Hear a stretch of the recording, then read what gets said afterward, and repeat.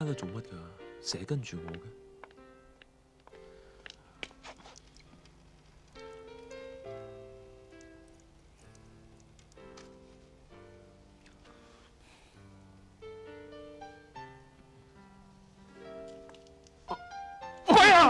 Hey guys, it's Will. It's Hong Kong Cinema Appreciation Society. Welcome back to the channel. If you are new to the channel, welcome and thank you for finding us. I hope this video finds you well. I am here today to talk about one of my favorite things ever, and one of the main reasons this channel exists. It's Jackie freaking Chan, hell to the yes. Quick shout out to our patrons. I actually bought this release with Patreon money. I pre-ordered it. It hasn't shown up yet.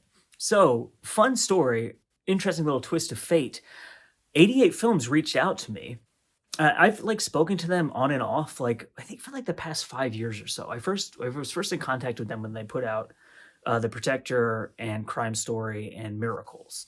And then between then and now, I've kind of sporadically, I just kind of chat with them from time to time on Instagram or via email or whatever. And they reached out to me and they're like, we have an extra check disc, like the ones they use for quality control for Twin Dragons. And they're like, do you want it? And I was like, hell yeah. So they sent it to me. So a big shout out to 88 Films, because like I said, I have pre-ordered this and it has not shown up yet. And I really wanted to review it early when it came out so that we could talk about it in a timely fashion. I hadn't watched Twin Dragons in probably 6 or 7 years, maybe even 8 years. This was my fourth time seeing this film. Classic Jackie Chan film, came out in 1992. It ran in theaters from January 15th until February 16th of 1992. And this releases out on the 18th of September, 2023.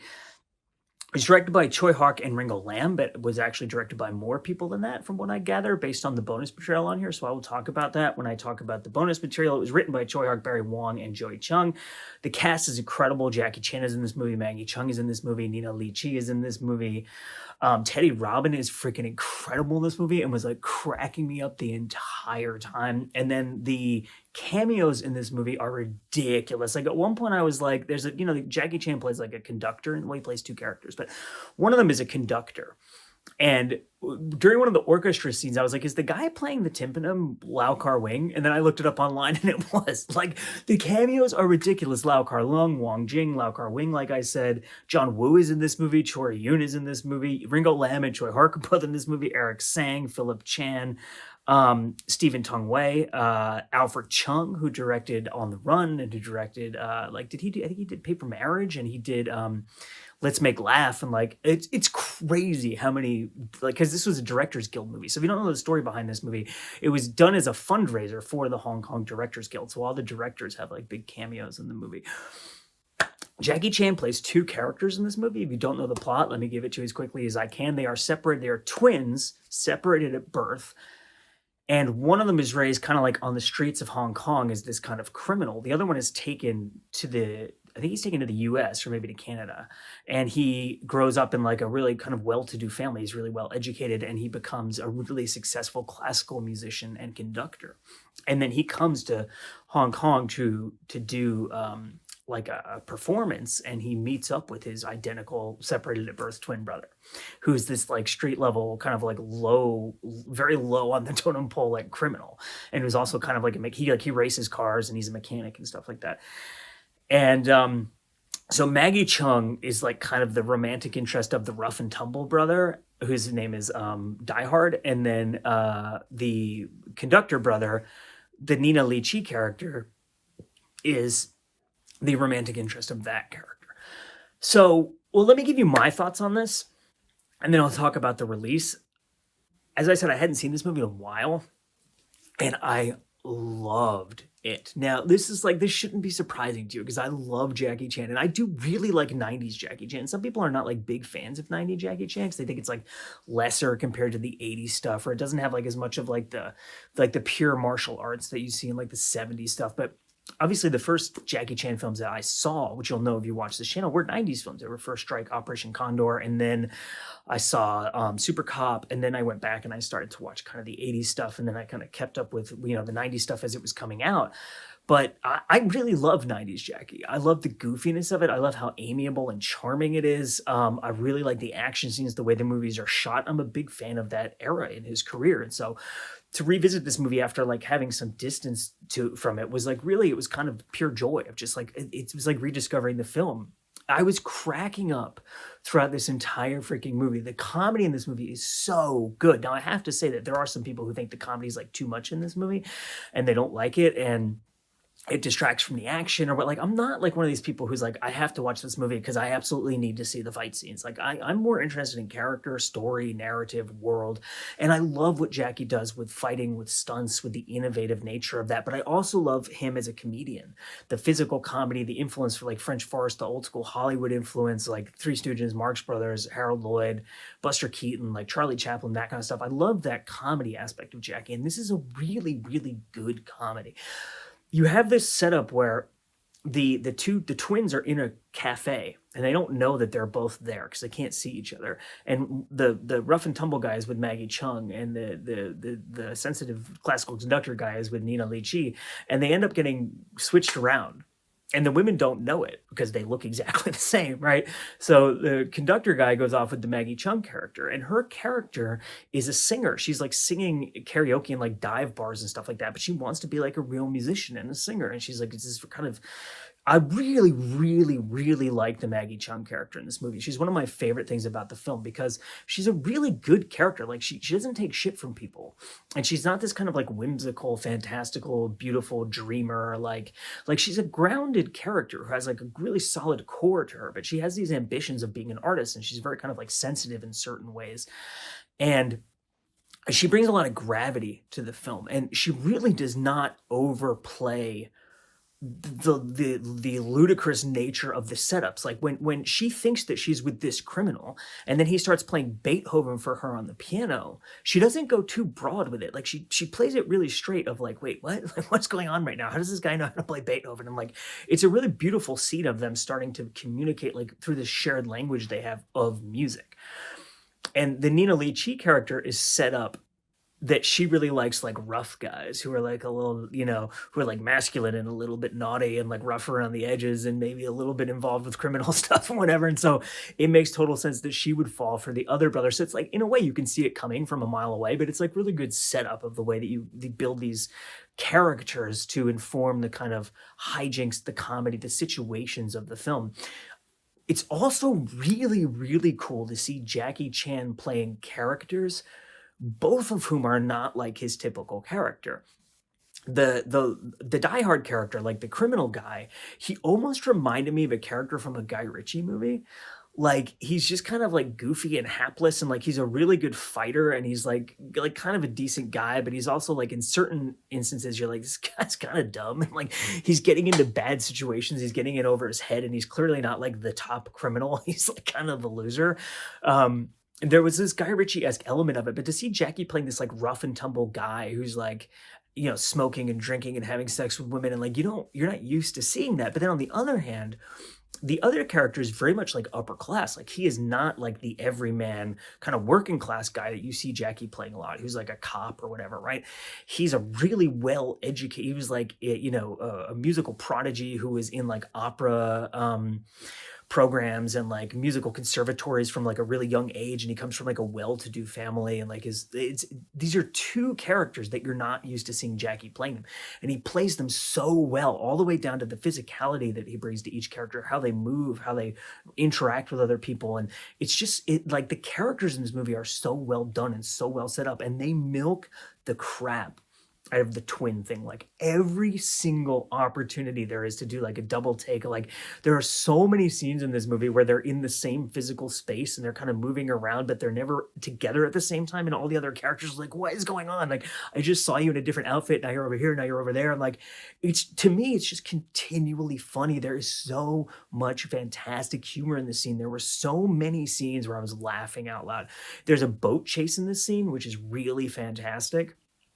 And in the boat chase, the Teddy Robin character, he's got like a fishing net, and he's trying to hit the people chasing them, and he accidentally catches a fish. And he's like, look at this. This just cracks me up thinking about it. He's like, look at this fish I caught. And Jackie's like, what are you doing?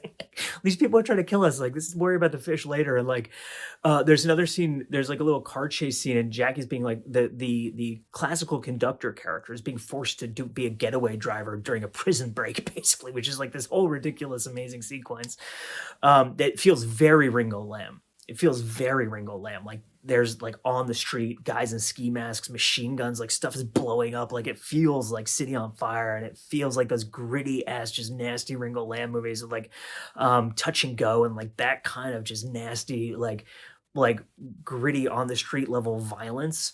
And you have this classical conductor involved in it, and they're driving away in this bus, and they're like he's like hauling ass, and the other guy, the criminals in the bus are like, slow down, hit the brakes, and he just holds up the brake. The brake is broken off of the car. He passes it to the guy and goes, "You push on the brake." That kind of stuff cracks me up. Like I love that kind of humor. And there's a scene with Lau Kar Lung and Wong Jing that Frank Jang told me that is his favorite cameo in the movie. I was like dying during that scene. Lau Kar Lung is a doctor, and then Wong Jing comes in and is like, "I'm a spiritual healer." It's real. I don't want to spoil the whole thing for you, but it is ludicrous and really like I was laughing so hard through so many scenes of this movie. But then the action is really good. It's not a movie where there's just constant action, right? You have a really good fight scene at the beginning that kind of not like the opening, but kind of when you first get into the adult characters, like when we get away from the backstory. It's a really good fight action set piece with Jackie and a bunch of others, like fighting all these different guys. And as FJ DeSanto says on the commentary track, this is like really peak physical performance Jackie. Like his martial arts ability in this movie is like bananas. It's so good. So there's that really good fight scene. Then you have the boat chase, which is freaking fantastic. And then the bit, there's like 20 or so minutes, 15 to 20 minutes of action at the end that is really famous, like kind of what this movie is mostly known for, like in the car testing factory where they're fighting in like the room where they expose the cars to heat, and then the room where it rains on the car, so there's water, and then there's heat, there's like steam coming off their bodies, and the ceiling is coming down, and like cars are rolling at people, and Jackie jumps over a car, and like really incredible stunts there. But there is action, and then there's those, like I said, there's that scene with the machine guns and stuff blowing up that's like very Ringo Lam, like City on Fire type of stuff. So the action is satisfying, but what I really liked about this movie, and then there's like so many good scenes of the characters just interacting. Like there's this really incredible scene of the classical conductor Jackie Chan character in a car with Maggie Chung just driving, and you're getting to know the characters more. They're getting to know each other. You have two incredible actors with really fantastic rapport, just like playing off each other. Like really, it's really great to see amazing actors with good material just doing their thing. It's just a really, really good scene. Now, again, if you're like, I only want action, I only want stunts, I only want fighting, like maybe this is not your movie. But to me, as someone who's really interested in like the comedy that Jackie does, in the way that he does really innovative physical stuff, but in character and story and world and that kind of stuff, like that's the stuff that I really love. And I really love like screwball comedy in old Hollywood. Like maybe my favorite comedy ever is Duck Soup, the Marx Brothers movie, and I love like Bringing Up Baby and Arsenic and Old Lace, all that old Cary Grant stuff. And so like I really love that type of humor and that type of goofiness, and Jackie does that so well, and the supporting cast in this movie does it really, really well. Like Teddy Robin is like I said, like laugh out loud funny, and like every single scene he is in, like so many stupid puns and like double entendres, and just like the goofiness of this movie is really like high level goofiness, but I am a really high level goofy person, so it's like freaking perfect for me. Like I just love that kind of stuff, and it made me really happy. And like I said, like some of the crime stuff like really reminds me of Guy Ritchie. Like obviously this is whatever 6 years before Lock, Stock, and Two Smoking Barrels, but it has that kind of like serious threat violence, but like super goofy at the same time, and that really good balance of it. I just thought it was fantastic. I'm just looking at my notes here. Something that is cool about this movie is that because you have multiple directors, you get different visual styles. Like you can really tell what Choi Hawk directed and what Ringo Lam directed, because their styles are very different, and it's really interesting to see those styles kind of juxtaposed. But then other people apparently also directed other sections of this film, so I think that's a good overview it's just like, it's so fun. That's like the bottom line for me. This movie is pure fun. And if you love Jackie Chan, and if you love his comedy and his goofiness and his amiability, and if you love 90s Jackie, like movies like First Strike, Operation Condor, like that kind of stuff, there's nothing not to love about this movie, and those are the movies that I fell in love with and that made me love Jackie. So this is a perfect movie for me. Let me talk to you about the bonus material on here. There are two cuts of the film. So you get the Hong Kong cut, which is what I watched, which is an hour and 45 minutes, and then there's the U.S. Dimension Film International, whatever you want to call it, cut, which I think is like 90 minutes. So there's a lot. There's like 14 some odd minutes of difference between these two cuts. I put it in, so I ripped these movies onto my computer so I can create the clips for these videos, and I put it in the VLC player. There's 6 Chinese language audio tracks, and then there's 2 English dubs. So there's 8 audio options on here. So if you're like a big audio geek, there's a lot to love about this. Also, I should say because I don't have like I said, I don't have the physical release here to show off to you, but it comes in like the hard case and it pulls out and then it has a booklet in it. And when I do get the physical release, I will do an unboxing. I have a bunch of releases I haven't shown off on the channel yet that I've gotten over the last month or so. So I was thinking of doing like another big unboxing video with like 8 to 10 releases or whatever. But when I get it, I will show it off. And I apologize to the people who did the really hard and fantastic work on the booklet, the essays and stuff, that I can't really talk to that because I don't have a copy of that right now, but I will show that off when I get it. FJ DeSanto and Frank Jen commentary is freaking fantastic. I love them together. Frank is like really good at partnering with people who are like perfect partners for him for commentary tracks. Like he's great with Michael Orth, he's great with Bobby Samuels.